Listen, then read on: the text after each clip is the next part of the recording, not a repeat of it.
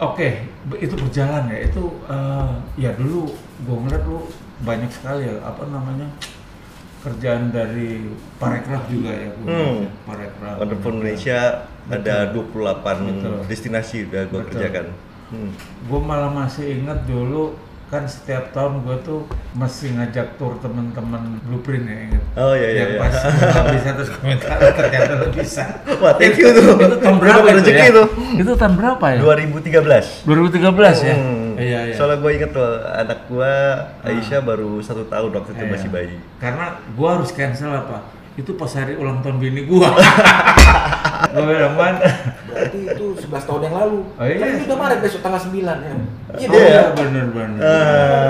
Itu Kita dia. bisa berangkat kita karena ulang tahun. Nah, Iya, bener. Gua bilang, "Ger, waduh lu tolong lu bisa udah aman. Kalau enggak bisa bubar." Panjang urusannya. panjang ya urusannya. Berarti lu dari 2000 berapa mulai dulu? 99. 99. Mm-mm. Pada saat itu lu masuk ke komersial atau profesional di bidang fotografi bisnis, maksudnya masuk core apa gitu loh, field itu apa, ke hanya khusus orang atau lebih ke komersial atau apa? Gini mas, gua itu pada dasarnya memang dari dulu tuh tertempa untuk nggak percaya sama pengkotak-kotakan. Karena menurut gua kreativitas itu nggak mengenal batas, Iya. nggak mengenal kotak.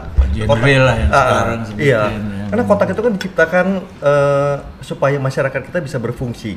Iya. Semua orang punya bagian-bagiannya sehingga secara sistem keseluruhan bisa berjalan nih sebuah sistem kemasyarakatan baik dari sisi pekerjaan Iya, ataupun tipe orangnya lah atau hal apapun lah gitu. Tapi gue nggak percaya itu karena dalam dunia kreatif itu segala sesuatu yang udah pernah ada tidak perlu dipelajari, perlu diketahui supaya kita menciptakan sesuatu yang baru lagi. Kan intinya itu kreativitas yang diusahakan membuat sesuatu yang belum pernah ada, ya selalu dengan semangat kebaruan. Nah itu gue adopsi untuk mental gue sendiri. Jadi gue nggak percaya perkotak-kotakan. Dari awal gue udah pikir ini sekarang gue mulai foto kebetulan karena memang dari kecil dari umur 5 tahun gue udah pegang kamera. Tapi itu sebenarnya cuma satu dari sekian banyak hobi gue yang lain. Gue sempat main gitar sampai juara gitar se-Sumatera lah kayak gitu. Main-main musik metal segala macam. Gue dulu atlet renang, atlet nasional juga. Gue jabanin semuanya. Nah tapi kalau di foto itu gue ngerasa memang paling nggak ada effortnya kok kelihatannya cukup berhasil. Dan itu gue suka, dan itu sesuatu yang gue cinta banget, fotografi. Jadi gue masuk, gue nggak peduli genre-nya. Dan sedikit mungkin kelas balik karena berkaitan dengan tema kita hari ini soal spirit, mas. Iya. Orang kan ngelihat kita itu kan Darwis Triade ini fotografer top markotop Indonesia gitu kan. Si Jerry ini udah banyak dikenal di banyak negara lalala, tapi kan orang mungkin lupa. Kita kan semua mulainya juga dari dari kucing kurap lah gitu kan. Nah itu gue alamin. Jadi waktu gue masuk ke Jakarta, gue itu cuma punya duit 2.200.000. Dan gue dengan bodohnya itu itu tabungan gue. Dan gue hanya dikasih tunjangan oleh orang tua gue selama 3 bulan pertama sejak gue lulus. Setelah itu ya walau alam lah. Selamat datang di dunia nyata gitu. Oke, nah 2 juta Kamera udah ada tapi kamera belum ada. Gue cuma punya kamera FM2 gue yang gue beli waktu SMA, di mana itu gue menghabiskan seluruh duit tabungan gue dari gue umur 5 tahun. Itu sekali boom, tabungan gue seumur hidup sampai 2 SMA dapat jadi satu Nikon FM2. Nah tapi kan gue tahu ini cukup nggak cukup ya waktu itu kamera 35 mm untuk standar industri kita di komersial. Tapi gue belum punya kamera tuh. Anyway, gue mulai aja. Gue masuk di satu kamar kos di Puri Kembangan, ukurannya 2,5 kali 2,5 meter. Gue tidur di kasur gulung. Bukan gue nggak mampu punya kasur, tapi kasurnya nggak muat di kamar itu. Oh karena space-nya. Karena space-nya gitu. Gue kalau ngulet gitu ya, aduh hampir jatuh. Ngulet gitu kan. Itu betul-betul tangan sama kaki ketemu sama temboknya. Tembok sama tembok, nggak ada cahaya matahari. Nah di situ gue mulai, waduh panas banget tapi ini kamar. Jadi dari 2.200.000 itu 2 juta gue habisin beli AC. Tinggal duit gue 200.000. Nah, karena kosnya nggak ada AC. Iya. Terus listriknya kemana? Cincai lah, bisa lah diatur-atur. Nah, anyway, Udah, gue mulai dari situ. Gue sempat kerja itu mas, 3 bulan dan 3 minggu. Itu udah di 2 perusahaan. Nah sembari itu gue mulai side job. Jadi gue sempat kerja dulu, apply. Ya kan, gue kerja dulu di Leboye, tempatnya Hermawan. Iya. Gue kerja sama. Itu teman gue juga. Iya, gue sih kalau salut banget dia sama beliau nih. Tapi ternyata gue nggak betah. Gue cuma 3 minggu di sana. Aduh, itu si Pak Her sejak itu kapok banget terima anak ITB. Selama 5 tahun dia kapok terima anak ITB, katanya anak ITB ini belagu banget sih. Anjir, gue udah nge-interview 52 orang. Akhirnya gue terima lu 3 minggu, lu mau resign. Kenapa? Sepi Pak di sini. Wah, seharusnya kita undang harusnya kita undang. Nggak, tapi udah checklist sekarang sama gua. Nah, habis itu gua pindah ke tempatnya Bram di After Hours. After Hours. Ternyata juga cuma tahan 3 bulan. Kenapa? Karena ternyata di situ gua mulai dapat job. Dan job gua itu job gue yang paling pertama, gue belaga gila aja mas. Gue nggak ngerti apa itu invoice, gue nggak ngerti apa itu quotation, gue nggak ngerti apapun yang berkaitan dengan administrasi dunia kerja. Tapi gue belaga gila aja. Gue dapet lah kerjaan pertama gue motret tempat gas bumi, penggalian gas bumi baru dari perusahaan yang ConocoPhillips dari Kanada. Iya.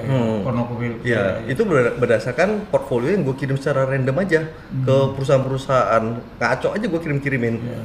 Nyangkut, gue ngasih quotation harganya belaga gila aja, dimana harga gue untuk project pertama itu setara dengan gaji gue selama 2 tahun di tempatnya Bram. Langsung cabut. Ternyata diterima, wah cabut lah gue langsung. Nah itu hanya fotografi atau kalau nggak salah kan dulu ada kreatif desain juga loh. Iya, kreatif desain kan. Iya. Oke. Nah gue sambung dikit nih. Gue udah terima nih jobnya, dapat di tangan. Gue minta DP dong, dapat DP-nya. Setelah gue dapat DP, baru gue nyari kamera karena gue nggak punya kameranya. Akhirnya gue cari untuk kamera, gue nggak bisa beli yang baru. Akhirnya gue cari-cari, gue hubungin teman kita Davi Linggar. Dav, ini gue nyari yang kamera medium format, gimana ya? Ada nih yang mau jual nih kebetulan, Mamiya 645 Pro second sama 2 lensa, berapa? 8 juta. Wah itu masuk tuh.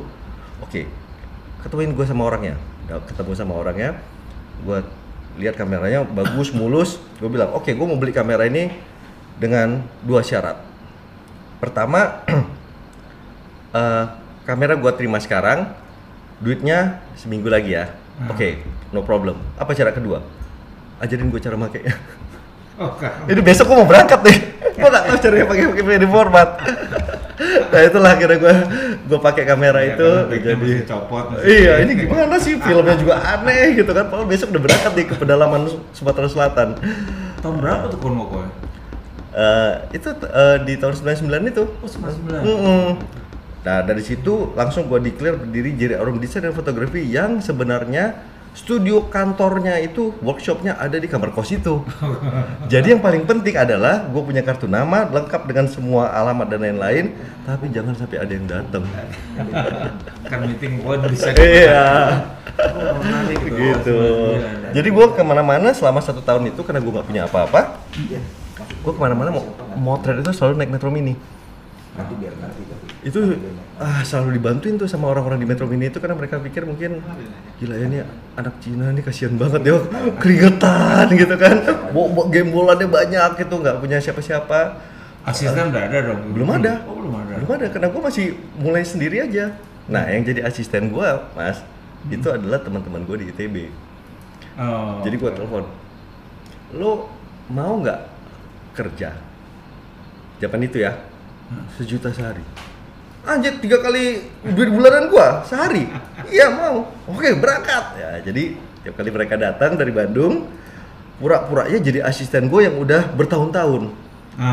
Padahal gua ngajarin mereka ini ya, kalau gua bilang tilt shift itu artinya dinaikin, dibelokin, itu gua ngajarin di tempat parkir. Semuanya serba ras dan memang akhirnya bisa dikerjain. Iya, akhirnya bisa. Kalau salah-salah kode-kode dikit apa. Itu sejak saat itu berapa lama tuh bikin perusahaan yang established ya? Yang sampai established lah. Iya. Kebetulan artinya foto dan kreatif. ya desain. Hmm. Kebetulan memang kayaknya gue memang apa ya, puji Tuhan banget lah mas. Gue nggak mengalami yang namanya taraf pemula atau taraf rookie itu berlama-lama. Entah bagaimana dari portfolio yang gue kirimkan, padahal portfolio itu isinya kan foto-foto di jalur amatir ya. Selama gue aktif di Perhimpunan Amatir Foto di Bandung gitu kan, di PAF gitu. Oh iya. Dan kebetulan memang setelah pada saat gue mulai kerja itu, gue udah banyak memenangkan lomba-lomba nasional maupun beberapa yang internasional. Jadi udah banyak yang denger lah. Artikel gue udah beberapa dimuat di majalah Foto Media waktu itu lagi gue kuliah. Jadi udah kedengeran. Jadi gue langsung dapat perusahaan-perusahaan gede melalui jalur advertising. Ogilvy waktu itu manggil gua pertama kali dapat Telkomsel. Oh, masuk melalui advertising. Iya, Ken panggil, Densu manggil gitu kan, dapat Sharp lah, dapat Telkom. Untuk fotografinya aja. Untuk fotonya. Oh, untuk fotonya. Nah, Oke. nah sementara dari situ gua mulai ngedagangin desain grafis gua. Nah, gua dapat tuh klien pertama yang gede Sampurna, Citibank apa itu mulai masuk. Oh, udah masuk kayak gitu, barulah gua punya dana untuk nyewa studio plus kantor plus kamar tidur gua di Arteri Pondok Indah waktu itu. Nah, itu mulai gua pindah ke sana tahun 2001. Di situ gua juga baru bisa beli mobil. Oke. 2004 dana gua pepet banget, gua paksain untuk bangun studio gue yang di Praja, Mas, yang 3 lantai. Waktu itu. Nah, bangun di situ ya, jadi bisa gue bilang Praja tuh di mana? di Arteri Pondok Indah. Itu nggak jauh dari tempat gue nyewa yang pertama. Gue bangun 3 lantai kan. Iya. Sekarang lagi disewa sama itu Ivan Hartanto sama Anton Ismail. Lagi padanya. Itu akhirnya gue jual. Oh, lu jual. Udah gue jual karena waktu itu Dijual dibeli orang. Dibeli orang. Terus disewain sama. Nah, sekarang ternyata mereka yang lagi nyewa di situ. Gue dengar. Tapi gue belum main ke sana lagi sih. Oh, Anton Ismail sana juga. Iya. Oh ya, Anton belum pernah pulang. Iya. Itu gitu. ceritanya. Dan itu sampai tahun berapa lo? Artinya dari sejak 99 kan? Nyampe berapa Kak lo tempat itu? 99 gue mulai tahun 2001 gue udah pindah ke rumah sewaan gue yang pertama. Ya. 3 tahun di situ gue nabung, gue nekat untuk 2004 jadiin Praja. 2003 gue mulai bangun, 2004 gue selesai dengan mayoritasnya itu pinjaman bank. Kalau gue pikir sekarang mungkin gue gak bakalan nekat sih mas. Waktu itu gue nekat, gue pinjam dari BCA sebagai pinjaman modal usaha, karena memang gak bisa KPR karena belum ada bangunannya. Gue paksain bangun, habis itu udah gue keringat dingin kejar setoran tiap bulan supaya gue nggak kena penalti untuk pinjaman yang waktu itu gue minta terornya itu selama 3 tahun. Tapi akhirnya 2 tahun gue lunasin. Gitu. Itu puas tuh. Itu sampai kapan itu tinggal di Praja? Gue tinggal di Praja yang di rumah sewaan yang pertama itu 3 tahun, yang dari 2001 sampai 2004. 2004 saat studio dan kantor gue jadi di sana, gue pindah ngontrak ke Pondok Indah. Jadi gue punya studio 3 lantai, gedungnya 600 meter persegi, tapi gue gak punya rumah. Kenapa? Karena rumah itu kan liability mas, beban, ya kan, ngabisin duit. Kantor tepat bikin duit. Dan gue pikir kan kita ini kan hidupnya kan berkarya terus ya. Jadi kan gue paling pulang ke rumah hanya untuk berapa jam merem. Ya udahlah, gue nyewa aja rumah kecil di Pondok Indah. Sampai akhirnya itulah gue jual Praja, studio gue. Habis itu gue nikah. Nah, gue pindah masuk rumahnya Dena waktu itu. Oh gitu. Jadi setelah jual rumah baru menikah. Gua nikah, rumah baru dijual. Kenapa? Karena pertama rada ribet juga nih. Kita jadi punya 2 tempat. Ya kan? Dan kebetulan ada orang lewat aja di depan, melihat ini bangunan keren banget karena ya memang banyak di semua majalah arsitektur udah memuat itu, desain sendiri. Ini berapa harganya? Gua asal nyebut aja, karena gua nggak berniat jual. Dia ini sama orangnya. Oh iya? Oke. Oh, ya oke lah kalau gitu, marilah kita jual. Gue pikir ntar gue bangun aja lagi. Sampai bangunan itu sampai sekarang bertahan untuk tempat studio ya? Iya, karena memang Wah, hebat juga. emang kan didesain khusus jadi memang betul-betul studio. Truk aja pernah gue foto di dalam. Waktu iya? gue motret Hino atau apa tuh merek truk. Masuk, karena memang udah gue desain untuk itu. Atapnya 7 meter, lebar 10, ke belakangnya 15. Jadi puas lah. Iya sih. Gitu. Pakai sling segala macam kan, gue suka gantung-gantungin orang Iya, kan. iya. Oh ya, oh pada saat itu mulai lu bikin buku itu ya. iya. Oke. Berarti perjalanan lu dari 99 katakanlah sampai sekarang, atau kita mundur lagi Ya. ketutup 4 tahun nanti gua akan coba Siap. biar sahabat fotografi tahu. Itu tahun berapa ya? Yang kejadian kemarin? 2019. Oh 2019. Juni. 19 Juni. Oke. Berarti setelah jalan 20 tahun. oh, 20 tahun. Oh, 20 tahun nih. Saya kan coba gali lagi. Mungkin ini penting sekali buat sahabat-sahabat fotografi bahwa hidup itu memang begini. Iya. Iya kan? Oh. Lu kan udah ngalamin sebuah sukses ya. Sukses di bidang karir lu ya, secara komersial bagus. Terus tiba-tiba kayak ada apa? Nggak hujan nggak angin, gua kaget waktu itu. Jujur gua kaget. Lu aja kaget apalagi gue masih. Karena kan gini. Di dalam pikiran gua, Jerry ini kan orang yang mabok kagak, ini apa nggak tahu yang dulu kan. Tiba-tiba dem kena kasus. Gua boleh tahu nggak? Lu bisa ceritain nggak? Kenapa? Gua rasa lu sama gua 11-12. Iya. Ya, kita ngejalaninnya gitu. Itu memang kan obat-obatan terlarang gue ketangkapnya. Yang mana pada dasarnya itu memang gue gak pernah merasa ada kecanduan sama sekali, setitik pun. Dan semua orang juga gue rasa tahu lah mas. Pertanyaannya malahan, lu make Jer? Kapan makainya? Iya kan? Yang orang tahu lu kerjanya kayak kuda, sibuk ngurusin anak lu yang lagi kena kanker, ya kan? Dan sebentar di Jakarta kan sebentar, entah di belahan dunia mana. Mana ada waktu buat begitu-begitu gitu. Nah memang pada saat itu gua itu memang terus terang hanya menggunakannya untuk rekreasi, yang mana itu gak tahu kapan, gak pernah rutin, gak pernah apa. Singkat cerita, gua mungkin waktu itu terlalu sombong, mikir bahwa orang yang menyimpan begitu-begituan paling nggak bakal gimana, paling bakalan rehab doang, bukan bandar, bukan apapun. Dan kalau ada yang menuduh gua yang enggak udah gila kali. Bukan ketangkep dalam laut pas make? Enggak. Serius? Oke. Gue dijemput aja di rumah gitu. Oh shit. Dan pada saat ditanya, ya gua dengan polos sih bilang ada di mana? Di situ. Betul-betul dengan apa adanya. Gua rasanya yang nangkap gua juga sama kagetnya, karena lu tahu mas, vonis gua di pengadilan negeri 11 tahun loh. Sementara gue pikir paling gue balik ini ya sebulan lagi kali ya, masuk rehab dulu gitu kan. Vonis 11 tahun. Gue naik banding tetap 11 tahun sampai akhirnya gue naik ke Mahkamah Agung karena gue betul-betul nggak terima. Akhirnya gue turun jadi 7 tahun. Tapi gue masih sedih juga karena tetap gue menuntutnya rehab. Gue mau menuntut untuk sidang PK, peninjauan kembali, yang mana gue membutuhkan salinan dari putusan gue di Mahkamah Agung untuk memulai itu.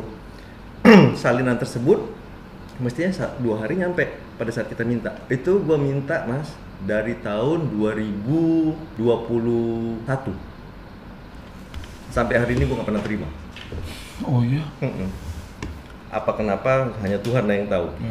Akhirnya ya udahlah, gue pikir ya udahlah, ribet, jalanin aja lah gitu. Nah untung dengan adanya undang-undang pemasyarakatan yang baru kemarin di tahun 2022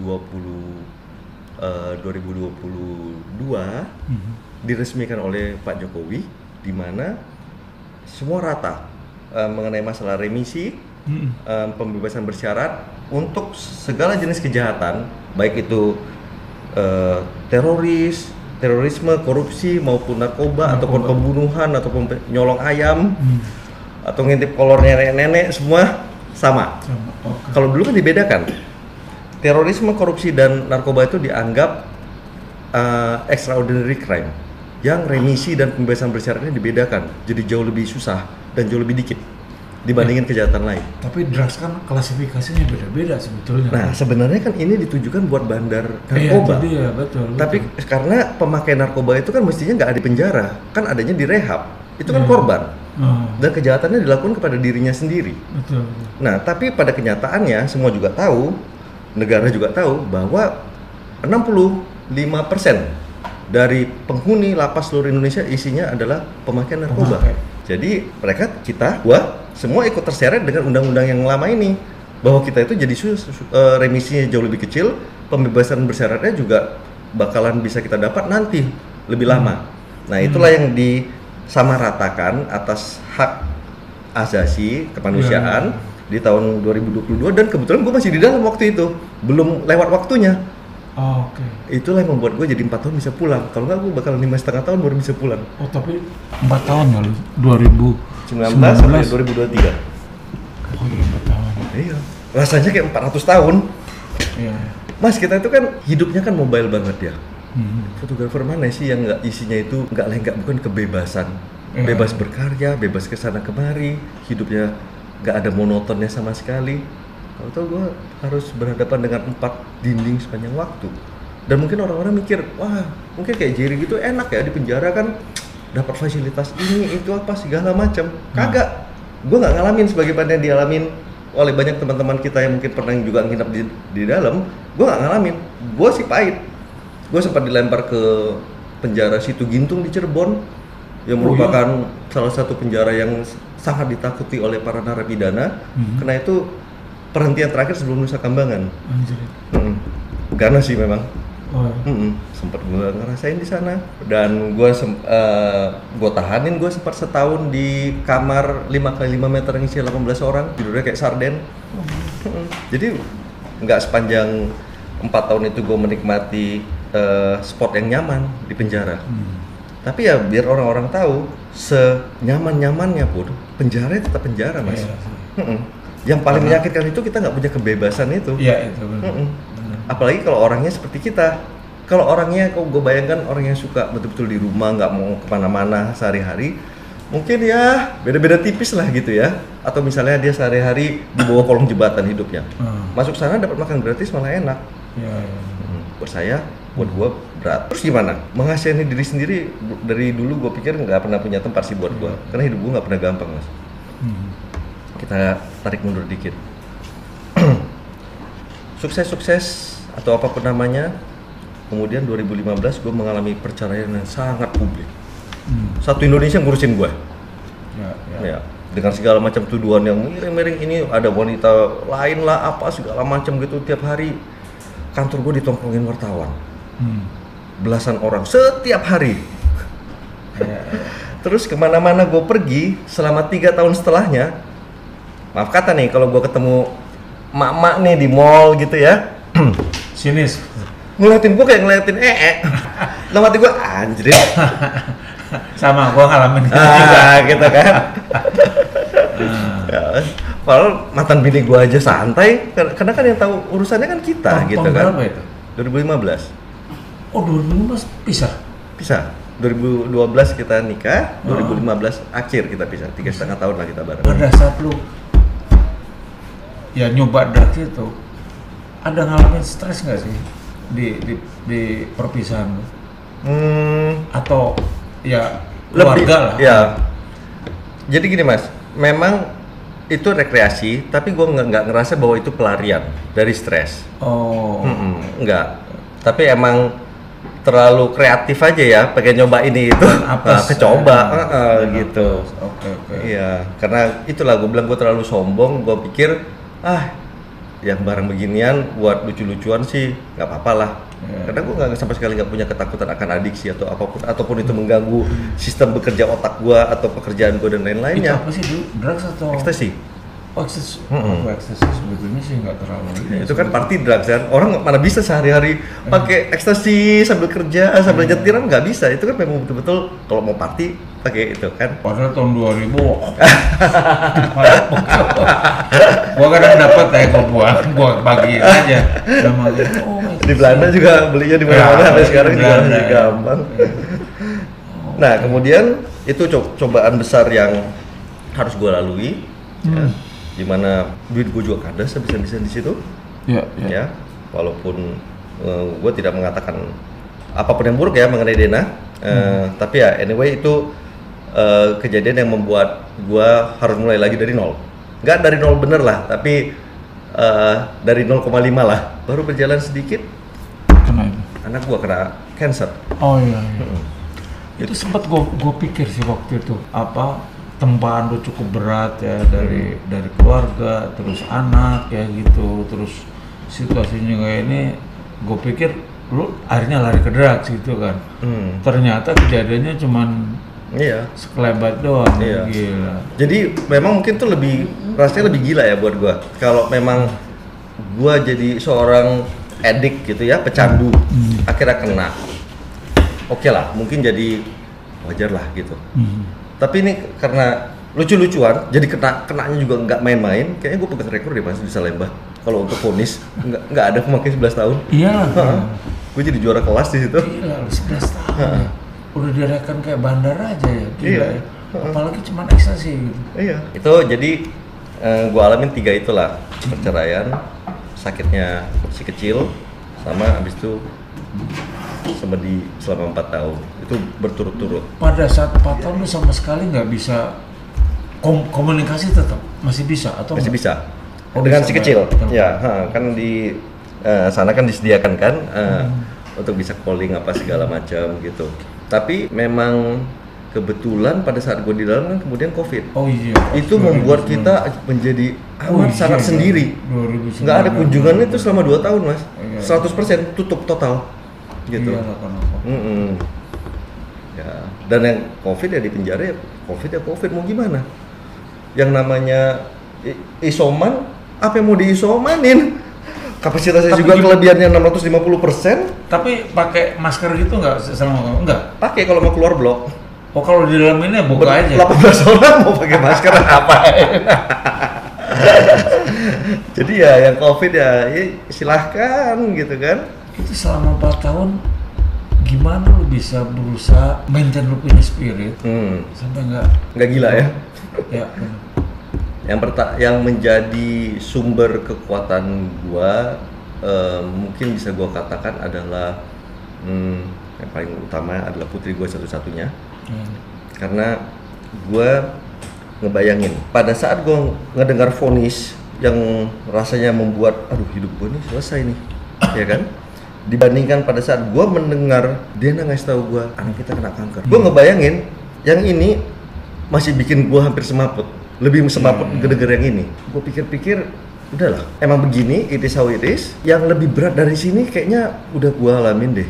Gue waktu itu diambang kehilangan sesuatu yang paling penting dalam hidup gue, anak gue sendiri. Nah sekarang kayak gini ya kebebasan adalah sesuatu yang sangat penting buat gue, tapi gue pernah ngalamin cobaan yang kayaknya lebih gila lagi. Jadi kalau untuk gue jadi nggak waras karena ini, kayaknya nggak pada tempatnya. Dan lagi pula mengasihani diri sendiri itu, benar. Nggak masuk akal kalau buat gue. Jadi udah gue tahanin di dalam.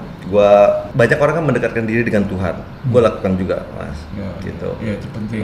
Pertama dengan introspeksi yang gue lakukan, kayaknya kunci yang paling pertama adalah berdamai dengan diri sendiri. Jadi gua itu harus bisa memaafkan gua sendiri. Memaafkan gimana? Untuk bisa dimaafin kan harus ngaku dulu. Nah, ternyata memang mengaku pada diri sendiri itu bukan sesuatu yang gampang. Harus jujur kan? Bahwa gua bisa mengatakan ke gua, ya ini lu sombong sih, anggap enteng sih, tai banget jadi orang gitu kan. Mengakuin itu akhirnya berdamai. Pada saat memaafkan itu terjadi, baru perdamaian dengan diri sendiri terjadi. Itu yang kayaknya jadi pondasi untuk bisa menerima. Kalau nggak ada penerimaan nih, acceptance-nya nggak ada kan, yang ada kan dendam apa segala macam. Itu 11 tahun ganjil banget kan, aneh banget. Memang karena banyak keanehan dalam situ. Jadi kalau gue mau mendendam nih, ada orang-orang yang enaknya itu gue iris tipis-tipis nih, membuat ini jadi nggak masuk akal semuanya.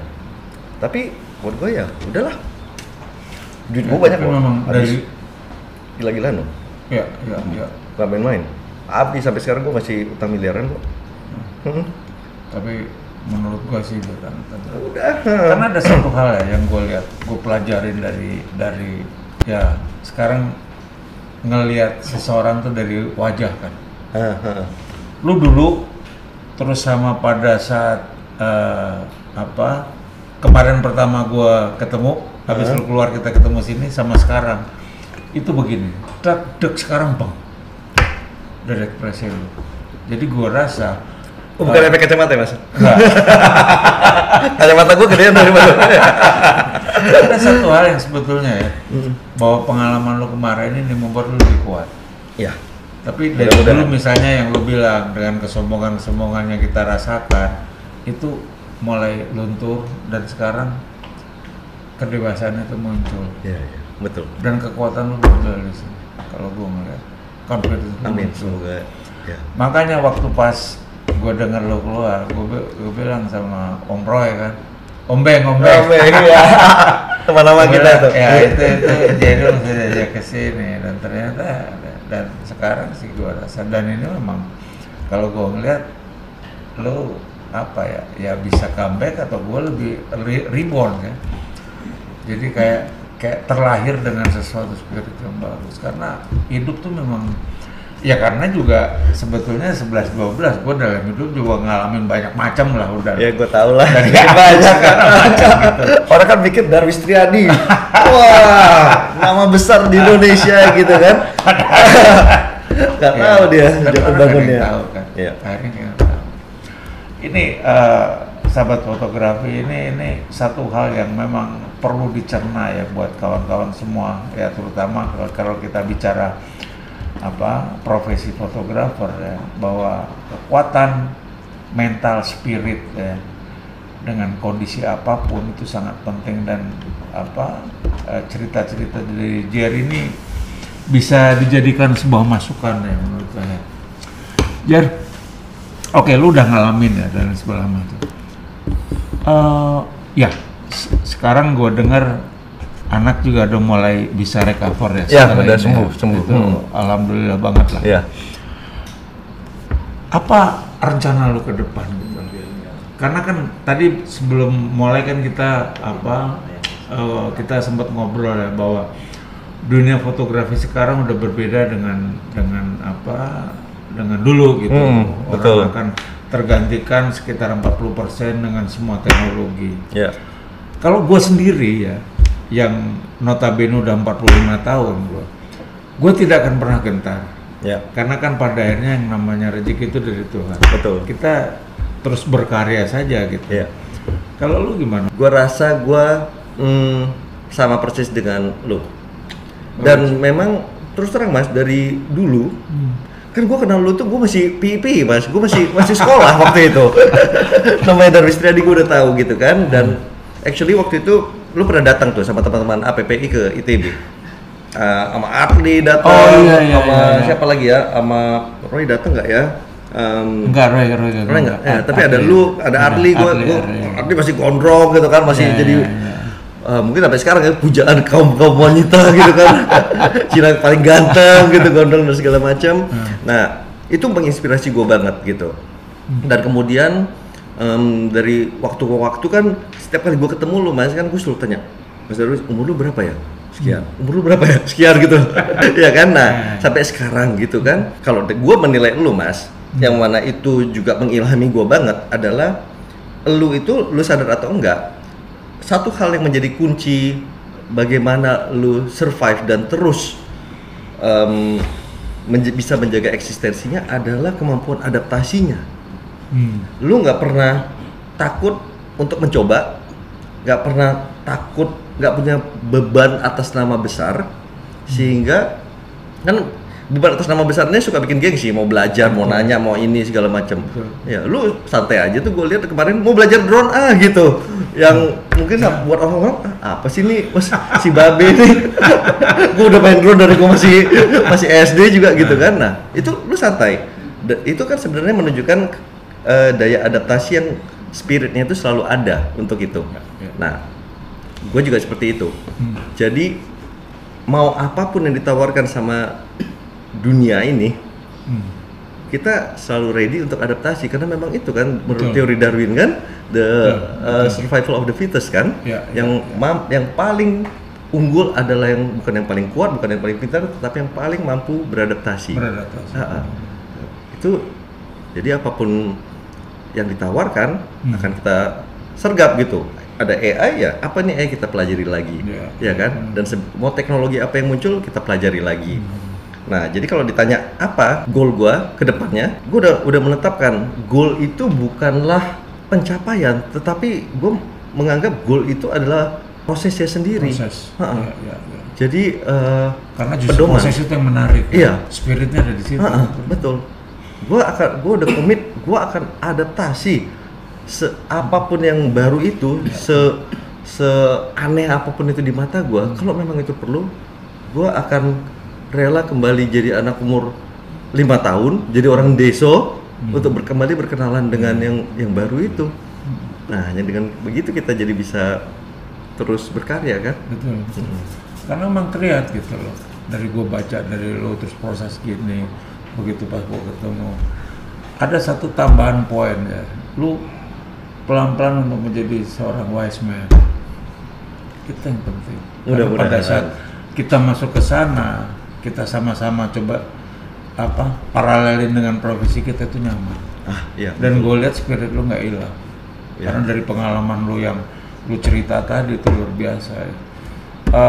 Sahabat-sahabat fotografi, ini memang saya tidak membahas melulu apalagi kita nggak bicara teknis ya, tapi justru di sini sebetulnya di dalam obrolan kita yang saya pentingkan adalah bagaimana spirit Jerry ini masuk di dalam kehidupan dan dia jalanin dalam kondisi apapun, karena sangat penting buat kita jalanin semua ya, apalagi dalam situasi sekarang ya. Jer, sekarang kan gini, kalau gue boleh cerita, gue sejak 15 tahun yang lalu itu gue udah berhenti di advertising saja, ya karena gue nggak mau pitching.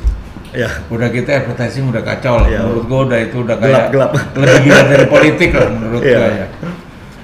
Lu masih ngerjain advertising sekarang? Sebenarnya sama mas, enggak ya. Karena itu dia kultur kerjanya jadi nggak beres. Karena ya kita tahu bersama kan professional advertising kan memang waktu itu kan memang udah terancam dengan kehadiran sosial media nih. Jadi mulai ngaco lah nih, mulai yang enggak nih kan, gitu kan. Dan sementara kita punya zero tolerance untuk segala gaya perbisnisan yang neko-neko. Itu gue akan katakan dengan bluntly, karena gue ngajar kemana-mana mengatakan jangan mengotori dunia industri kreatif dengan politik perbisnisan yang bikin itu gak sehat. Kalau kita memang mainnya katakanlah main tambang batu bara lah atau bikin BTS ya oke lah, that's how the game plays gitu. Tapi kan kita industri kreatif ya jangan dimulai, ya kan? Dan itu terjadi sekarang. Terjadi, gue udah lihat waktu itu. Jadi gue udah lihat, oh ini bahaya nih. Tapi kan karena kebetulan gue memang seorang desainer grafis juga, dan gue banyak kerjaan grafis di situ. Dalam bekerja kan kerjaan grafis itu gue sebenarnya udah ngelihat shiftingnya nih. Dari pihak klien kan gue jadi sering ketemu direct klien nih. Gue udah ngelihat bahwa mereka itu kayak yang namanya advertising itu kedepannya gitu kan. Kita nggak kesini lagi nih cara berpromosinya. Waktu itu zaman 2007 tuh mas. Di situ gue udah nge-tweet tuh bahwa gue ada tweet gue yang gue inget, this is the sunset of conventional advertising, mark my words gitu. Dalam hitungan 5 tahun ke depan akan lagi bisa mengandalkan advertising, which is itu juga ada peringatan buat gue sendiri bahwa oke, mulai ganti. Udah gue mulai ke direct client, gue shifting ke corporate. Itu paling. Makanya banyak temen kayak Herat, kayak Anthony Ismail itu ngomongnya udah ngomong udah tai-taian. Iya, kongol banget kan mereka. Ya, tapi tetap di corporate masih jalan. Corporate masih jalan. Client. Direct client. Ya. Kalau ada beberapa advertising yang lama-lama tahu-tahu ngontak gua, ada juga gitu. Tapi gua rasa udah cukup tahu lah semua. Kalau sama Jerry urusan yang angka-angka gitu, udahlah saklek. Itu ke Menpar pertama kali manggil gua. Kenapa Mas? Karena gua barusan ngerjain buat Tourism New Zealand iklannya. Oh. Gue dipanggil sama Kemenpar. Jerry, kamu kenapa ngerjain buat negara orang dulu, nggak ngerjain buat kita? Gue bilang sama Kemenpar, lu kenapa dari dulu nggak pernah ngasih gue kerjaan, padahal gue udah ngejuri buat lombanya lu 3 sampai 3 kali loh. Kok gue nggak dikasih kerjaan? Salah siapa? Oke. Soalnya kita dengar lu itu anti pemerintah. Lu dengar dari mana? Gue bilang, gosip dari mana itu? Iya, soalnya kata Jerry Aurum itu nggak mau dia kalau ada yang ya di bawah meja lah atau apa gitu kan. Oh memang nggak mau, gue bilang. Oke. Dikumpulin tuh oleh divisi mancanegara di Kemenpar waktu itu. Kepala divisi mengumpulkan semua stafnya. Sekian banyak orang di ruangan gede. Gue dudukin di situ. Dia bilang, saya ngumpulin staf saya semua ini di depan kamu karena saya pengen ngomong di depan semuanya bahwa kita menjamin di Kementerian Pariwisata nggak akan ada yang aneh-aneh dalam semua proyek yang akan kita kasih. Ya, semua dengar saya ngomong ini langsung ke kamu ya. Oke Bu. Dan memang benar Pak. Bu ini Mari Pangestu waktu itu. Bukan, itu bukan dengan Bu Mari. Bu Mari gue udah pernah ketemu juga. Waktu itu dengan sebelum Ibu, itu dong. setelah Bu Mari, Pak Arif Yahya. Oh iya. Ya, zamannya Pak Arif Yahya, which is dia kan sangat marketing oriented orangnya. Iya. Sangat marketing, dia punya ruangan sendiri yang isinya semua TV, isinya semua statistik. Ininya marketingnya pariwisata kita, makanya pariwisata kita pada saat itu kan booming banget dan mereka perlukan banyak sekali image untuk diedarkan ke seluruh dunia. Dan itulah gua masuk, kita coba trial satu project, akhirnya bertelur semua. Memang saat itu gua sebenarnya udah handle beberapa BUMN dan gua menerapkan hal yang sama. Tapi enggak Mas, gua nggak mengalami stigma itu di mana katanya kalau urusan sama pemerintah BUMN siap-siap aja lu. Gue bisa katakan dengan clear 100%, nggak 99,9, nggak ada. BUMN yang gue tangani banyak, BPJS Kesehatan, BPJS Ketenagakerjaan, BRI, Mandiri, Jaskindo lah, Jasindo, dan masih banyak lagi kementerian, Kementerian Perdagangan. BUMN sih aman. Nggak ada gitu-gitu. Iya, malah justru di agensi malah kalau menurut gue. Nah, itu dia. Jeff, kan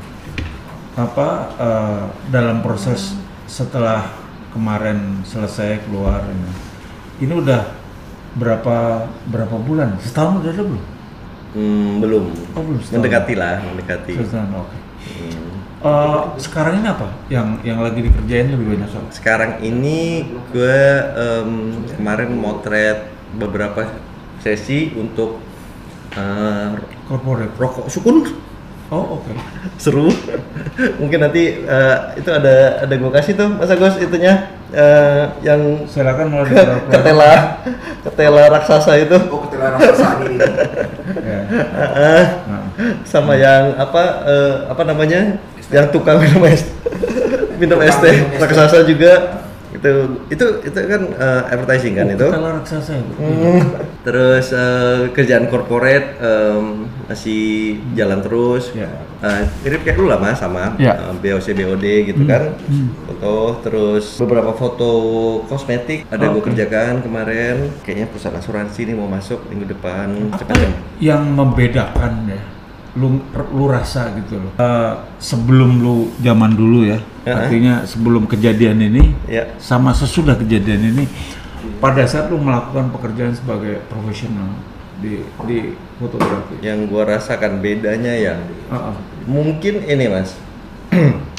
Kalau dulu gua kan udah ngerjain apa yang gua kerjain itu selama 20 tahun di dunia profesional. Oke. Itu kan udah sehari-hari jalan terus. Nah, sekarang begitu gua masuk lagi, kan gue itu reborn kembali, kembali bertemu orang dan segala macam itu betul-betul semua baru. Jadi gue nggak terlalu menyadari ya apa ada beda atau enggak di mata orang, karena kayaknya orang-orang sih asik-asik aja gitu, santai-santai aja ketemu gua. Dan nggak ada perbedaan sikap sama sekali. Semua sangat suportif. Dan gua berterima kasih dan bersyukur banget untuk itu. Tetapi kalau di gua lucu, kayak terasa memang jadi anak baru tapi udah tuir sebenarnya gitu. Dan itu asik. Asik. Kayak semangat baru lagi. Kayak baru lagi. Kayak sebenarnya dalam hati gua pada saat pegang kamera terasa sangat familiar, agak aneh ya di tangan gua gitu. Dan itu gue senang sekali dengan rasa-rasa baru itu. Karena rasa-rasa baru ini sering banget menggelitik kan untuk menghasilkan cara pandang yang baru. Semangatnya gimana menurut? Semangat gue tetap on fire. Gue semangat gak pernah turun. Gak pernah. Mau apapun yang terjadi, semangat gue. Kalau soal fotografi, setitik pun gue rasa gak pernah turun. Gue gak pernah merasa bosan, Mas. Gue gak pernah merasa kayak hilang ide ataupun agak males gitu. Gak pernah. Sama terus. Dan memang gue udah rindu banget motret itu selama 4 tahun.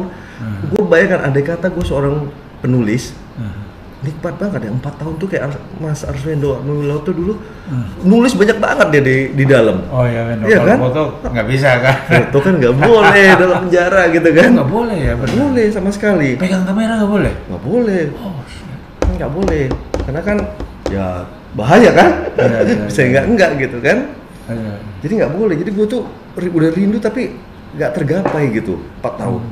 Jadi memang begitu keluar, rasanya pengen gue sikat semuanya, apapun pengen gue foto gitu. Tapi gue pikir-pikir jangan gegabah. Mungkin itulah belajar bijaksana itu ya. Oke, kenali dulu kembali medannya. Gue masuk parkir aja kayak orang kampung, Mas. Boleh yang mana ya? Kok udah beda semua tuh tempat karcis. Ternyata tinggal di keluar sendiri kan zaman gua dulu kan masih dipencet-pencet. Iya, gua juga punya sahabat kan 17 tahun dia harusnya 20 kena remisi, waktu 17 atau 16 gua lupa. Keluar deh, orang gua jemput. Begitu pas sampai gua tanya, lu mau kemana? Gua pengen katanya di Kuningan ada jembatan terus kelihatan gedung, dia di bengong gitu sambil ngerokok. Iya, gua dulu kayak gue lihat teman kayak itu, tapi lu 4 tahun juga udah lama ya. Lihat mobil aja aneh, Mas, sumpah. Ngelihat mobil hilir mudik di jalan gitu, lucu ya gitu. Dan even memandang jauh aja, memandang infinity gitu, gua nggak bisa lakukan di dalam. Karena kan pandangan kita terbatas jeruji yang tingginya 10 meter. Jadi dulu di Salemba. Oh, Salemba. Di Salemba gua. Gua 3 kali pindah, Rutan Salemba, pindah ke Situ Gintung. Habis itu gua ke Lapas Salemba di sebelahnya. Oh, Lapas Salemba. Nah, itu kan semua jeruji. Dan jerujinya itu berlapis-lapis. Jadi kalau kita memandang ke jeruji itu, Mas, sambil jalan, puyeng. Karena kan jeruji ketemu jeruji kan kayak efek optical illusion gitu jatuhnya. Puyeng. Jadi kita nggak bisa lihat jauh. Dia tuh dekat, dan ruangan gua kan lampu TL yang segini itu untuk 5x5 meter tuh dengan tinggi atap 4 meter, 4,5 meter. Yang lampunya udah dari zamannya Nabi Nuh gua rasa itu. Jadi gelap remang gitu kan. Gua cuma takut, aduh mata gua serusak apa ya gitu. Kayak gua keluar gitu langsung ke dokter mata dulu gua. Jadi lu selama 4 tahun ya, lu ditempa lah gitu. Yeah. Hikmah apa yang lu dapat? Hikmah yang gue dapet ya, yang paling pertama adalah yang gue bisa garis bawahi adalah jangan pernah kasih tempat yang namanya meratapi diri sendiri, self pity. Itu negativitasnya terlalu besar. Jadi seringkali gue lihat contoh-contoh orang yang di dalam, nggak yang kaya, nggak yang miskin, nggak yang orang gede ataupun orang kecil, yang seringkali menghancurkan dia di dalam. Karena gue ketemu banyak sekali. Segala macam gue ketemu, Mas. Gue pernah ngeliat orang, gue buka pintu, darah di mana-mana, gunting lagi nancap di pipinya. Oh shit. Masih nancap. Lagi ribut sama yang satu lagi. Segala macam gue lihat di dalam. Nah, ini gue ngeliat seringkali yang bikin dia hancur, bikin dia kehilangan kewarasannya, kehilangan semangatnya, bukan problemnya. Gue rasa memang yang bisa gue petik itu adalah it's never about the problem itself, but our reaction to that problem that counts. Itu yang menentukan, ya kan? Katanya pepatah, ini bukan masalah berapa jauh satu orang jatuh tenggelam, tapi urusannya adalah bagaimana dia kembali ke permukaan, gitu. Bukan masalah jatuhnya. karena jatuhnya udah jatuh. Jatuhnya udah jatuh. Tinggal kita gimana recovery. Gimana naiknya? Nah, itu jadi gue lihat banyak cara menyikapinya yang bikin dia hancur, bukan problemnya. Jadi gue rasa itu hikmah yang paling besar. Dan memang yang bisa handle diri kita ya. Iya. Ngejelasin segala Iya. macam. Nah, menyambung dari situ, gue jadi tahu juga, menyadari penuh hikmah yang nomor 2 adalah jangan coba mengontrol hal yang tidak bisa dikontrol. Karena yang namanya kontrol itu adalah ilusi, Mas. Ya. Bahwa pada saat kita bisa melepaskan diri terhadap yang namanya kontrol, di situ kita punya kedamaian. Contohnya, orang memperlakukan kita kayak gitu kan. Kalau kita urusannya sama dia mangkel apa segala macem, itu kita berusaha mengontrol sesuatu yang di luar kontrol kita. Itu kan pikirannya dia, sikapnya dia. Itu haknya dia. Jadi kalau kita menghabiskan energi dan waktu kita mencoba mengontrol sesuatu yang tidak bisa kita kontrol, disitulah kita Malah kita yang frustrasi. kacau. Nah, yang bisa gue kontrol dan itu sepenuhnya hak prerogatif gue sebagai manusia adalah bagaimana gue menyikapi itu, bagaimana apa yang gue katakan, apa yang ada di mindset gue itu punya gue. Ya. Nah, itu yang bisa gue kontrol. Nah, konsentrasi pada itu, damai gitu. Ya, menarik ini.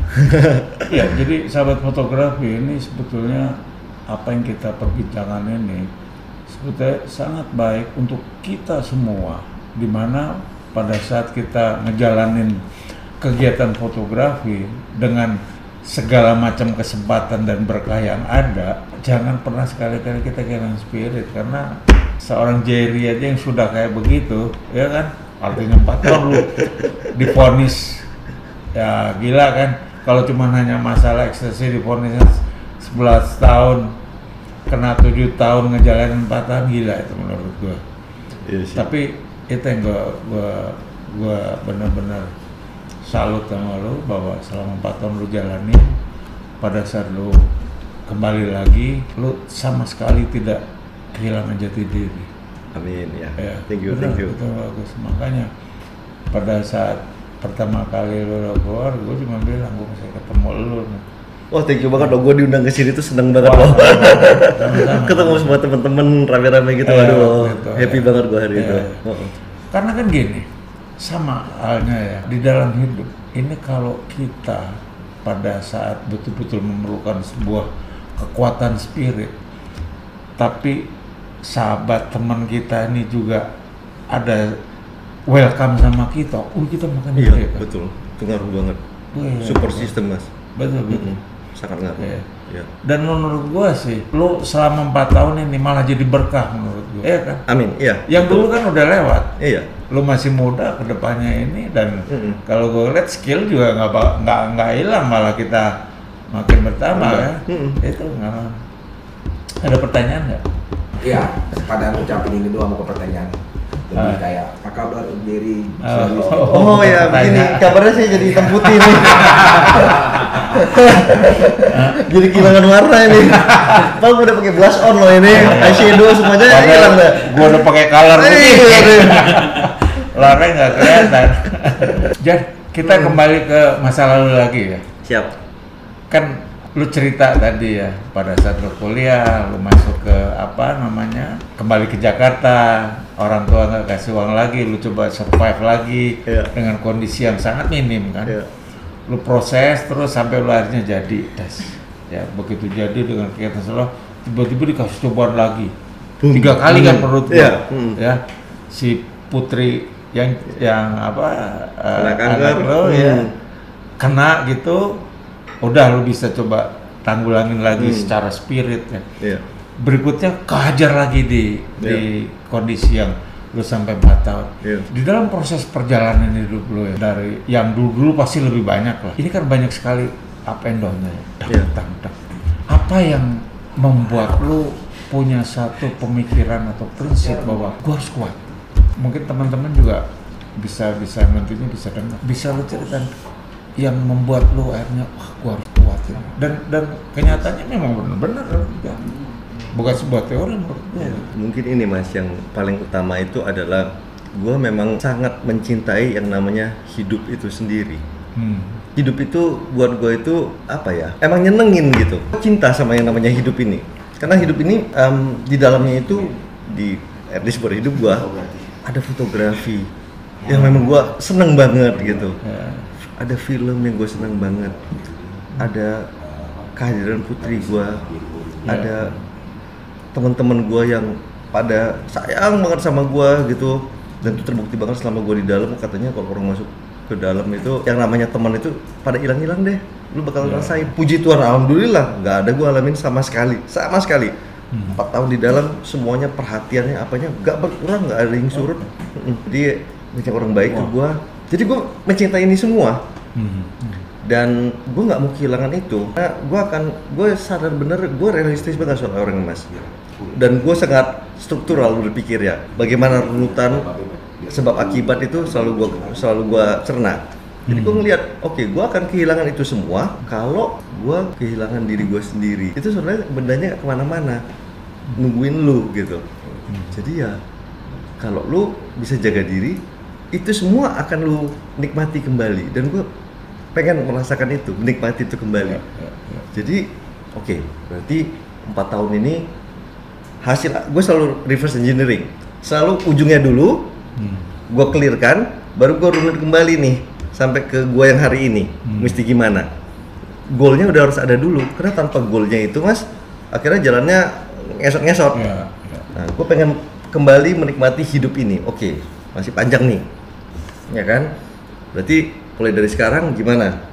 Oke, gua harus waras, gua harus kuat, harus ini.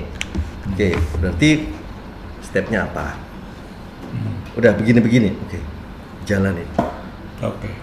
Benar ada yang nanya nih. Wisnu Jati, Pak Darwis, Mas Jerry, tolong jelasin dong maksud industri foto advertising yang katanya kacau. Wedding soalnya kacau ya. Apa Udah banyak yang saat nangis. ini terjadi industri foto lainnya, misalnya wedding lainnya. Oke, Oke, ini correct me if I'm wrong ya Mas. Ya. Yang kita alamin sama nggak? Teman-teman di advertising juga gue rasa nggak bakal ada yang marah lah. Semua sayang sama kita kan. Advertising, dulu kan yang berlaku adalah conventional advertising. Jadi artinya apa? Advertising itu dapat duit paling gedenya itu adalah belanja media, bukan dari bayaran konsep kreatifnya. Bahkan seringkali konsep kreatif itu dikasih gratis oleh advertising besar. Karena belanja medianya ngambil dari belanja ininya. Belanja medianya gede. Dia kan, jadi buat yang belum tahu itu pada saat dia belanja media itu kan satu brand aja per tahunnya ngabisin ratusan miliar. Kayak Sunsilk dulu ngabisin 212 miliar per tahun untuk placement medianya.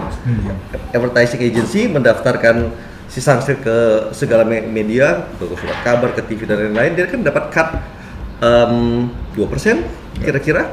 Itu sebenarnya hidupnya advertising. Nah sekarang media itu hilang semua. Ya kan? Benar. Nah, sehingga mereka untuk survive gimana? Akhirnya yang banyak terjadi adalah mengais-ngais duit dari tempat yang nggak semestinya, termasuk ke vendor-vendornya, yaitu production house dan para fotografer. Nah, jadi yang enggak nih gitu kan. Cashback lah, apalah namanya, inilah itulah yang enggak. Ya, kan jadi nggak sehat waktu itu. Makanya ya yang akhirnya jadi banyak juga mau mentolerir. Gue nggak nyalain siapa-siapa.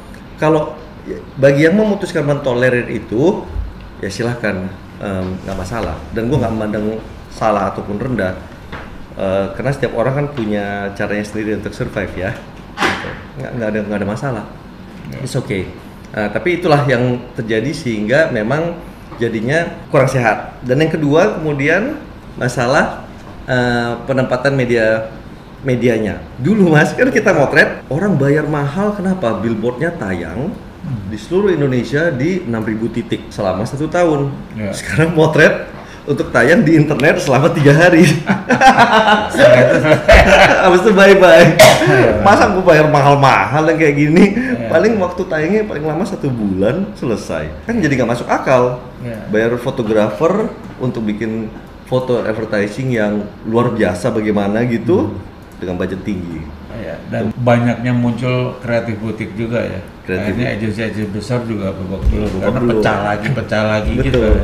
Karena kan digital agency itu kan beda kan cara mainnya, kan banyak yang kecil-kecil kan sekarang Mas. Dan yang kedua, yang ketiga adalah teman-teman fotografer yang baru-baru kan banyak banget kan Mas. Kita beruntung loh. Ya mungkin Gua kan generasi di bawah Mas Darwis, tapi gue masih merasakan di mana kita itu pada saat jadi commercial photographer dulu, Mas. Gue hitung-hitung nggak lebih dari 2 tangan doang nih, Iya. jumlah fotografer Iya. komersial yang serius di Indonesia. Iya. Jadi kan kita nggak nyari kerjaan, kerjaan yang nyari kita, Iya, benar. ya kan? Nikmat banget gitu. Karena orang yang bisa pegang kamera-kamera gede, menguasai teknis yang zaman itu kan belajarnya gila kan, Mas. Kita kan Iya. belajar sendiri. Ya, benar. Mana ada sekolahnya waktu itu yang bener ngajarin semua, studio lighting kita apalah ini itu Nggak ada. teknisnya. Sekarang buka klik semuanya ada. Ada. Jadi yang bisa mengerjakan itu kan dikit dulu.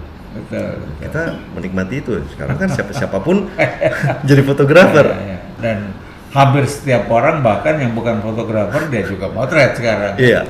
Apalagi di agensi ya. Bisa client service jadi fotografer, rusak kan. Tapi mungkin saya tambahkan satu tadi ya, pertanyaan yang pertama itu kan terkait dengan wedding. Saya rasa beda karena wedding akan, kan tadi dia nanya apakah terkait dengan adanya wedding fotografi, sebetulnya nggak ada hubungannya sih, karena yang nanya tadi tapi Yeah. udah dihapus. Jadi wedding itu memang industri yang berbeda gitu, Yeah. karena wedding fotografi itu betul-betul bisnis yang di-create cuman khususnya di Indonesia, apalagi pre-wedding ya. Dan itu menarik karena sekarang ini waduh udah makin besar sampai banyak asosiasi, dan kebetulan saya juga salah satu dewan penasihat di HIPDI ya. Dokumentasi ya, lebih banyak ke wedding sih. Tapi saya rasa wedding akan tetap jalan aja, nggak usah takut sama AI ya. Tapi Mas, ini gue mau nanya nih. Beberapa teman-teman gue yang fotografer wedding yang biasanya rame-rame banget nih, kata mereka malah pasca pandemi jadi sepi banget. Oh iya benar. Apa yang terjadi ya? Enggak, karena kan begini, begitu kemarin pada saat pandemi, itu kan banyak fotografer yang belajar motret. Begitu selesai pandemi, pasca pandemi, semua motret. Oke, jadi banyak pemain baru. Iya, jadi yang namanya vendor keleleban gitu loh, kebanyakan ini. Nah akhirnya mereka mulai, tapi perang harga dan sebagainya. Makanya gue juga bilang teman-teman gitu, wah ini ada Pak Suhartono, waduh selamat sore Jenderal. ini kawan sahabat juga. Siap. Lejen Hartono. Oh, Lejen Hartono. Sekarang di ini ya, Irjen TNI. Irjen TNI. Oh, baik Pak. siap. Waduh ini mesti ketemu lagi nih Pak, kita foto lagi Iya ngobrol sama Pak Jerry. Mas Darwis sudah pakai jaket tentara nih kalau. Sampai ketemu Pak Hartono ya. Saks Moseto. Dulu Om Jerry suka street, saya suka lihat dulu di YouTube. Sekarang masih nggak Om? Wah silakan. Lo gimana? Ini loh, lihat YouTube-nya Jerry Arum. Gini, sebenarnya saya itu kan mukanya banyak banget, Mas Darwis. Banyak orang teman-teman yang lihat Jerry itu sering banget street photography. Mungkin lu malah nggak denger kan? Ya, tapi dulu waktu gue punya acara di Antv, kan waktu itu yang mata lensa itu sempat gue ambil selama 1 season penuh. Oh iya. Jadi mata lensa bersama Jerry Arum kan lu sempat bawain juga kan? Iya. Nah itu banyak gue bawain tuh street. Jadi banyak orang mengenal gue banyak kerja di street photography karena memang dulu foto-foto gue yang menang lomba zaman gue amatir memang semua street photography. Tapi teman-teman gue yang nyelam taunya dari dulu tuh Jerry itu professional underwater photographer. Karena banyak banget motret underwater itu kan Mas Agus yang hiu gue lupa masukin. Nah, kasih lihat. sebagian besar termasuk Mas Darwis kelihatannya kan Jerry itu kan lebih potret ke fashion, portrait gitu kan. Teman yang lain taunya dari dulu kan dia kan ini anak advertising gitu kan. Bahkan yang lain juga ngeliat Jerry itu kan graphic designer juga gitu. Nah itu karena gue nggak ada pengkotak-kotakannya. Iya benar. Tapi untuk menjawab yang ini adalah sekarang masih lagi enggak memang. Sekarang jadi petapa masih di rumah karena gue bingung. Saat ini tuh gue masih gelagapan sama macetnya Mas. Gue kan selama di dalam kan ditungguin sama dunia nih. Gue masuk kan semua orang jadi tahanan rumah dulu. Begitu PPKM kelar, baru gue keluar juga. Langsung macet lagi kan semuanya. Jadi untuk mulai street itu gue rada bingung. Mau nyeret langkah ke tempatnya aja gue udah kayak. Tapi bisa aja kalau gue idenya gini. Lu kan biasa di studio lu ngobrol. Lu ke pasar mana ngobrol sama orang yang seperti yang lu lakuin. lu profesi lu apa gini? Kan bisa tarik, bisa pakai lighting nggak usah apa, itu seru itu. Boleh tuh. Terus juga sambil lu latihan itu. Iya. Boleh. Itu kan menarik karena apa YouTube lu kan dialog yang lucu-lucu kan, ya kan apa gini. Apa aja lah itu. Ada profesi lu apa gini ya itu. Nah, tapi dilakuin di luar gitu, di pasar di mana. Nanti ketemu orang berdialog langsung, lucu juga tuh. Boleh. Tunggu aja nanti ini apa YouTube berikutnya Jerry Arom ya. Ya, Jer, ini kan kalau kita lihat sekarang ini kan generasi atau fotografer yang barusan kan kita cerita juga yang mengenai wedding sekarang ini begitu agak sepi. Sebetulnya bukan sepi sih. Banyak memang baru ya. Nah, ini kan juga banyak sekali fotografer, gue sebutlah fotografer entah dia itu profesional atau apa, yang mereka mulai terjun juga, terutama kalau gue ngeliat yang di landscape, yang di food, still life food kan banyak sekali. Lu juga masuk ke industri sana nggak? Iya. Gue banyak banget motret makanan ya. Waktu juri, gue pernah ngejuri MasterChef karena mereka nyari yang fotografer, gue yang masuk karena banyak portfolio makanan gue. Hotel-hotel tuh banyak mas, itu klien-klien gue, itu juga another thing yang gue kerjakan. Dan gue sedang masak sebenarnya. Itu jadi food stylistnya orang lain atau lo ngerjain? Gue bisa food stylisting sendiri juga. Kalau perlu food stylist yang macam-macam, gue pada kenal semua. Jadi brand makan sebenarnya banyak gue pegang mas. Blue Band itu gue kerjain dulu. Cookie itu segala macam, Soy Joy lah, apalah gitu. Banyak tuh gue shoot Nescafe. Yang perlu bikin efek ini apa segala macam. Karena gue hobi ngulik kadang yang aneh-aneh gitu. Banyak. Kalau gua motret still life atau food segala macam itu hanya untuk hobi itu lucu. Jadi kalau zaman dulu agensi motret produknya gue gratisin, lu motret. Karena gue dulu ambil sekolah ini loh still life untuk tahu Hallmark nggak, kartu Hallmark. Yang zaman dulu itu? Benar. Itu kerjasama sama Rosenthal, itu kan kristal di Swiss itu loh, yang Rosenthal. Nah mereka buka kelas, gue belajar di situ. Buka kelas di mana mas? Ya, mereka ada short workshopnya. Short course gitu loh. Lu ambil kelas itu? Iya, cuma beli Rosenthalnya. Oke. Jadi beli Rosenthal tuh kalau nggak salah sekitar 15 jutaan kalau nggak salah kalau di course sekarang. Gelas segala macam. Nah kita boleh masuk satu hari kelas. Jadi satu gudang tuh isinya segala macam tuh. Alat yang itu dalam bentuk motret produk kok nggak ada PC-nya, jadi cuma bisa. Jadi malah gue beli view kamera hanya untuk iseng. View kamera gue nggak pernah untuk komersil. Dari dulu sampai akhirnya gue jual. Udah nggak ada sekarang? Ya rata-rata kan udah nggak ada sih. Ya rata-rata kan pakai medium format kalau nggak small format ya. Jadi tanya untuk ini foto-foto. Ini apa nih? Foto apa nih? Ini dari buku gue yang pertama. Buku ya, Femaleography kan? Iya. 2006 dulu. Ini kan si Ballerina kembar kan, Adela dan Aleta tuh. Ini kayak kenal gua. Itu buku gue terakhir ya waktu itu. Gua gemuk banget di situ ya. Memang gemuk. Ini tahun berapa ya gua lupa. Ini kita foto 2013, bukunya launching 2014. Gua undang lu kan jadi pembicara untuk buka ini kan. Kalau yang lu datang ke rumah gua bangun tidur di foto. Nah, itu untuk buku gua In My Room. 100 orang public figure di kamar tidurnya masing-masing. Itu 2009. Ada rencana bikin buku lagi? Belum ada mas. Belum. Karena gue ngelihat sekarang orang nggak tahu deh. Orang masih actually beli buku nggak gitu kan? Jadi sorry itu saya nggak ada. Gue kalau bikin bukunya tuh dikasih juga. Kosnya tinggi. Mahal sekali percetakannya yang pada tutup. Bener.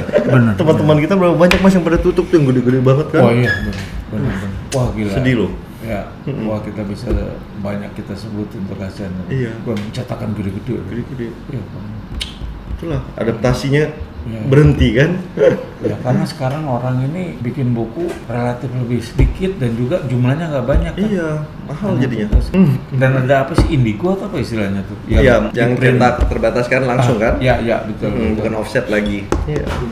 Itu capoeira tuh waktu itu datang dari Brazil mas. Tuh gua Oh, foto oke. di atap kantor gua tuh. Ini foto gua waktu Asian Games nih kan gua jadi official fotografernya kemarin. Oh, oke. Asian Games. Pesan games yang Yang kemarin ini. Ya? kemarin sama Mas Indra juga kan. Oh ini yang ini. Buku gua yang Fotografi pertama. Ini fotonya gua dapet Platinum Award di grafis di New Oh. York. Oke.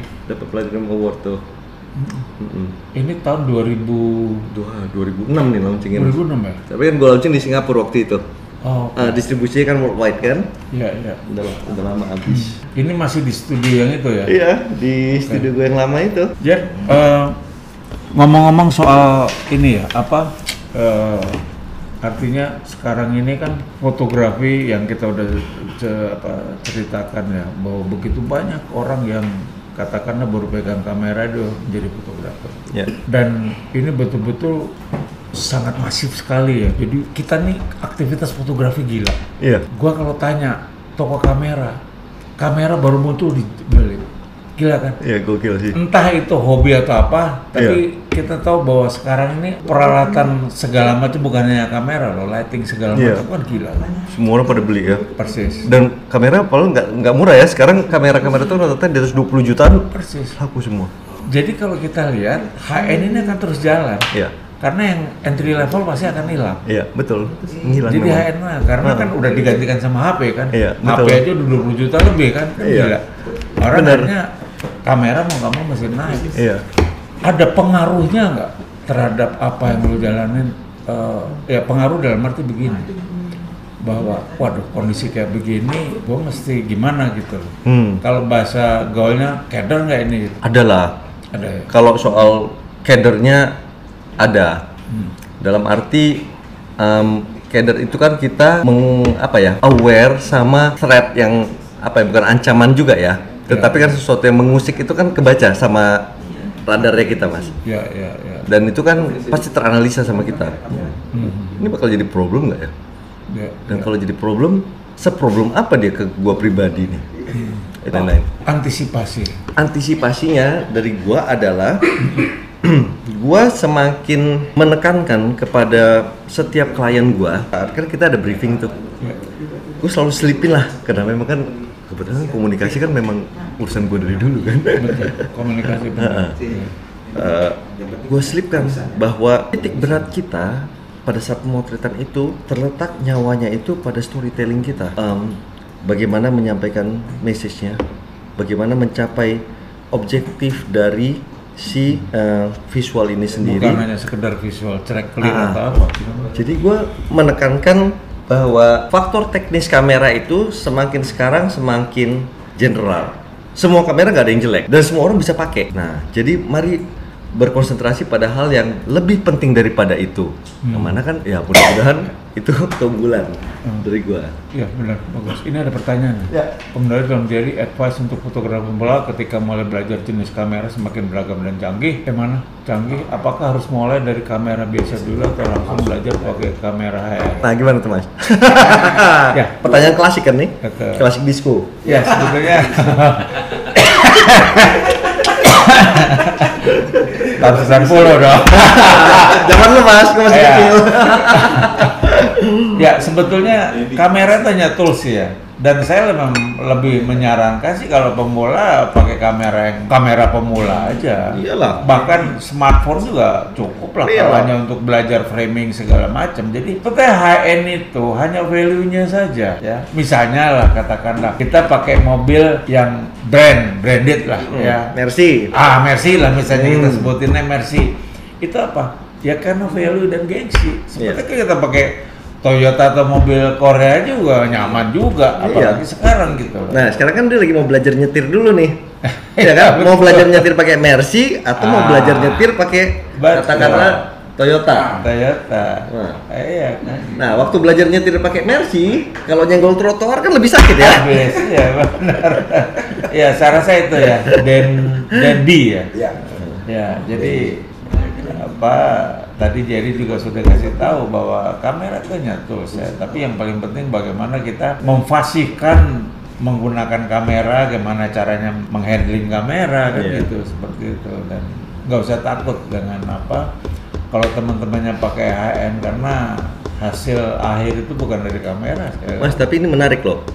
Dari berbagai tayangan gue di Instagram soal urusan kamera mahal atau murah ini yang paling rame dan paling memicu perdebatan dan diskusi.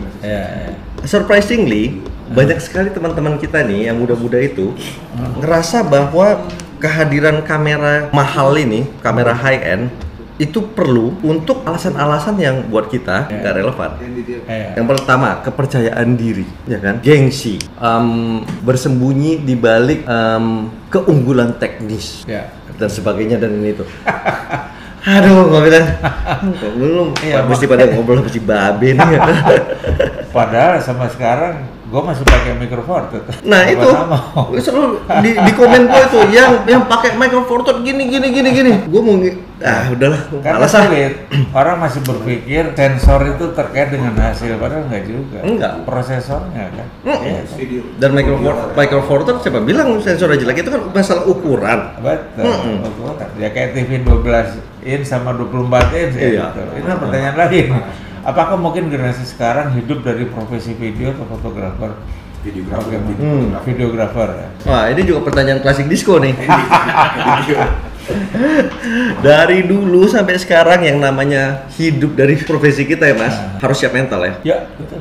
Kalau mereka mikir bahwa jadi fotografer, wah gila ya, duitnya banyak, jalan-jalan ketemu artis, whatever gitu kan. Punya banyak mainan.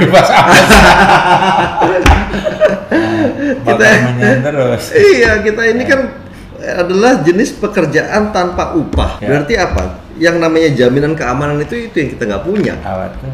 Siap nggak untuk itu? Apakah bisa hidup? Bisa banget ya. Iya, bisa. Apakah bisa semaput? Bisa banget juga. Iya. Mungkin saya akan tambahkan ya buat Henditio. Sebetulnya profesi apapun, banyaknya profesi apapun buat saya adalah komitmen. Dari komitmen itu masuklah ke spirit. Karena kalau spirit itu kita masuk ke hidup kita, way of life kita, kita akan lebih bagus lagi. Jadi kita udah nggak ngeliat lagi dalam bentuk setiap pokoknya doing for money itu enggak. Apa-apa kerjakan karena duit. Tapi karena kecintaan apapun, karena duit itu kaitannya dengan rezeki beliau lah yang ngurus. Ya kan kita udah jalanin kan. Betul, tapi itu yang di banyak teman-teman sekarang yang Gen Z ini Mas, memandangnya nggak kurang seperti itu. Karena sebetulnya yang kita lakukan sekarang ini sebetulnya bukan teori lagi. Dan udah terbukti kan sekian puluh tahun kita gini dengan kenyamanan segala macam. Ada satu hal yang mungkin saya garis bawahi di sini. Sesama fotografer itu bukan pesaing, sahabat atau teman senasib yang mengasihi sama. Kita kan nggak pernah ada ini kan. Bener, betul. Dan gue bangga sekali loh Mas dengan dengan environment fotografi kita, para fotografer di Indonesia. Gue bangga dengan ini. Betul. Karena di mana lagi nih kita bisa pada kompak, pada saling support, ya kan? Oh ini Ibu Silva Murni. Waduh, Ibu. Selamat sore Ibu. Ini Ibu Silva Murni yang anggota DPD. Oh. Dulu ini calon gubernur sama Mas Ahaye. Wakil gubernur. Waktu nyalek sama Mas Ari. Bekas murid dulu kan, ikut sini. Iya, pernah belajar. Apa mungkin waktu itu jadi masih di dalam kali ya? Pilgub kita. Gitu. Yang tiga pasangan, Anies, Ahok sama Ahaye. Oke. Ya, nanti nextnya motret sama gue deh. Untuk info Bu, saya colok dulu. Ini jadi sudah berada lagi di sini Bu. Nanti ngobrol-ngobrol gitu ya Bu. HNF ini fotografi, bagaimana kita menyikapi dengan banyaknya fotografer bermunculan dengan karya yang bagus untuk para senior ini. Terima kasih. Menyikapinya, aduh kalau gue sih Mas, gue sih happy banget. Oh iya. makin rame ya kita kan Mas Darwis apalagi seorang pengajar ya. Gua hobi banget juga ngajar. Iya, sama-sama kita sebagai pendidik. Iya. Kan kita happy banget ya pada saat kita ngajar, kita ngeliat spark in the eyes-nya para mereka ini. Betul. Untuk jadi oke, gua mau motret nih jadinya. Itu kan kita happy banget. Betul. Ngerasa apa ya, misi kita sebagai pengajar itu terpenuhi. Betul. Ya, setuju. Happy banget. Ya. Dan ini sebetulnya dari penanya tadi, siapa yang nanya tadi? HNF, betul. HMF Begini, fotografi. kita nggak usah takut karena penduduk Indonesia ini 285 juta. Ya. Jadi belum apa-apa orang di Cina aja kalau kita lihat di Shanghai itu satu koridor tukang foto semua ribuan, gila. Iya. Kita nggak usah takut kan. Enggak lah. Iya, yang paling penting sebetulnya kita harus yakin bahwa 5-10 tahun ke depan Indonesia ini Indonesia emas, ekonomi kita bagus, daya beli kita ini makin makanya jangan demo terus gitu loh. Pesan sponsor kita udah ngeliat tetap ke depan, supaya ekonomi kita bagus, bisnis fotografi juga jadi bagus. Gue yakin dah, apalagi wedding fotografi. Tiap saat juga orang mau nikah kan. Iya. Wedding fotografi sama newborn itu nggak bakal habis menurut gue. Mungkin masalahnya itu ada di ekspektasinya, Mas. Ya. Karena sekarang itu segalanya serba instan. Itu dia. Iya kan? Iya benar. Kalau mereka nggak mendapatkan kesuksesannya instan, rasanya kok sebel banget ya ini sama profesi ini gitu kan? Iya benar. Dan yang paling penting ini, kita jangan pernah, pertama adalah harus jujur. Yang kedua adalah jangan pernah iri aja. Oh iya tuh. Aduh, Penyakit itu. penyakit iri ya sekarang ini.